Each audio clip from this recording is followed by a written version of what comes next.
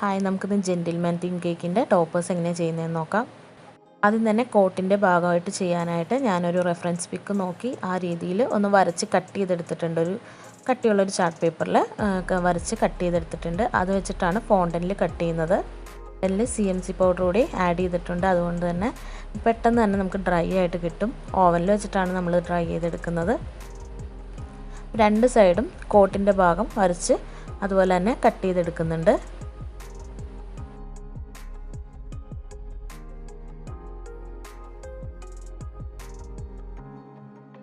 ഷർട്ടിൻ്റെ buttons എല്ലാം ചെയ്തെടുക്കാം.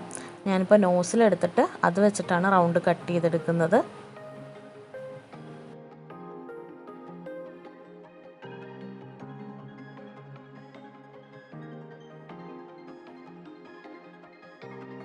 സൈഡൊക്കെ നന്നായിട്ടൊന്ന് ഷേപ്പ് ചെയ്ത് കൊടുത്തതിന് ശേഷം നമ്മളെടുത്ത നോസിലിൻ്റെ വട്ടത്തിനേക്കാൾ ചെറിയ വട്ടമുള്ള എന്തെങ്കിലും ഒരു ഐറ്റം എടുത്തിട്ട് എന്തെങ്കിലും ഒരു ടൂൾ എടുത്തിട്ട് ജസ്റ്റ് അതിൻ്റെ മിഡിലൊന്ന് മാർക്ക് ചെയ്ത് കൊടുക്കുക.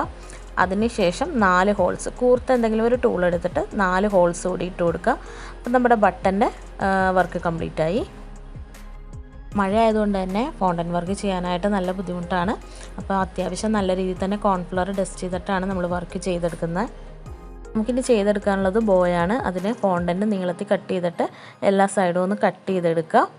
ഇനി വീഡിയോ കാണുന്ന പോലെ രണ്ട് സൈഡും ചെരിച്ചൊന്ന് കട്ട് ചെയ്ത് കൊടുക്കുക.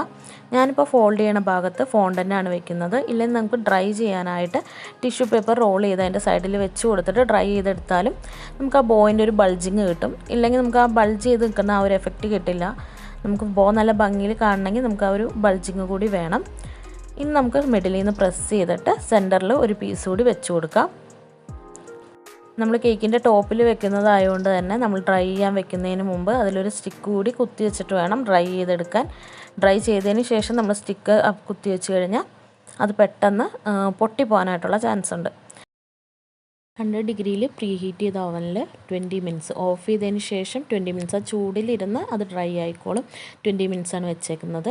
ഇനി അതിന് ശേഷം നമ്മൾ അതിലുള്ള കോൺഫ്ലവർ എല്ലാം തട്ടിക്കളഞ്ഞിട്ട് വളരെ കുറച്ച് സൺഫ്ലവർ ഓയിൽ ഒന്ന് ബ്രഷ് ചെയ്ത് കൊടുക്കുകയാണെങ്കിൽ നല്ല ഗ്ലേസിങ് എഫക്റ്റ് ഉണ്ടാവും. അതുപോലെ നമ്മൾ കോൺഫ്ലവർ ഇട്ടതിൻ്റെ ആ ഒരു പാടോ ഡസ്റ്റോ ഒന്നും ഉണ്ടാവില്ല.